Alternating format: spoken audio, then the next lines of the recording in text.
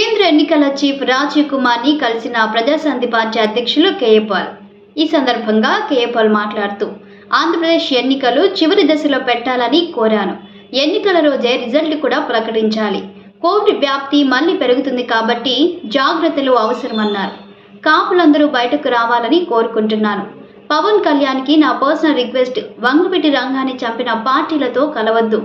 నా ఆరోగ్యం బాగానే ఉంది. నా మీద విషప్రయోగం చేసిన దేవుని కృపతో వైద్యుల సహాయంతో బయటపడ్డాను. నా మీద విష ప్రయోగానికి సంబంధించి పోలీస్ కంప్లైంట్ ఇచ్చానని తెలిపారు. బ్లాక్ చేస్తున్నారు.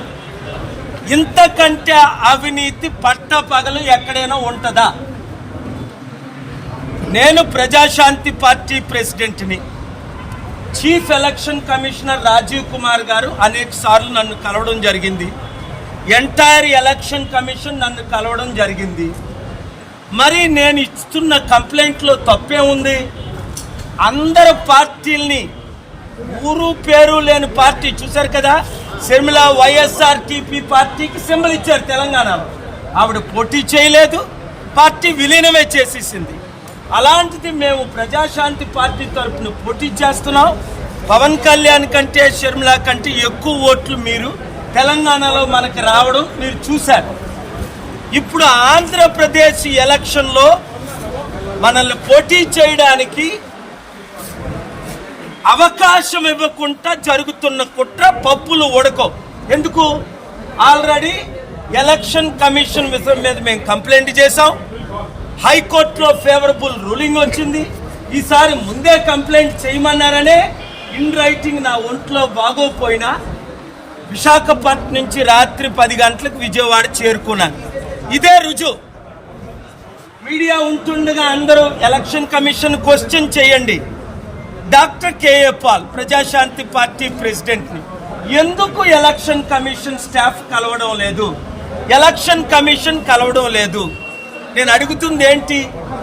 మాకు ఎలక్షన్స్ మార్చిలో వద్దు, లాస్ట్ ఫేజ్లో పెట్టండి, చివరి ఫేజ్లో. తప్ప కోవిడ్ ఎక్కువ అవుతుంది.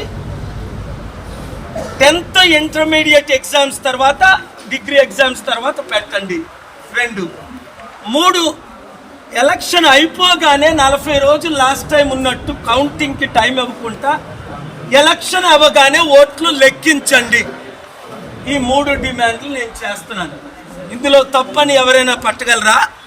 చెప్పగలరా? చూసుకోండి, 2 కులాలే నడుపుతాయట మనల్ని. అందుకనే పవన్ కళ్యాణ్ చంద్రబాబు నాయుడుతో ఉంటే పర్వాలేదు, welcome. Chief election commission welcome. అంటే వాళ్ళు ఏం చెప్తే అదే జరుగుతుంది అనమాట. ఇది 2 కులాలైనా నడిపేది మనల్ని? 2 కుటుంబాలైనా మనల్ని నడిపేది? అర్థం చేసుకోండి. నా పోరాటం ఎప్పుడూ ఆగదు. ఈసారి మనం గెలిచి తీరుతాం. కోర్టులో కేసు వేయడం జరిగింది. ఆర్గ్యుమెంట్స్ వినిపిస్తారు.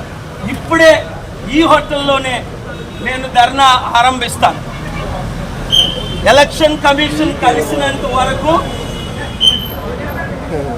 నేను హోటల్ను విడిచిపెట్టాను. నాకు రూమ్ ఉంది. Thank you very much.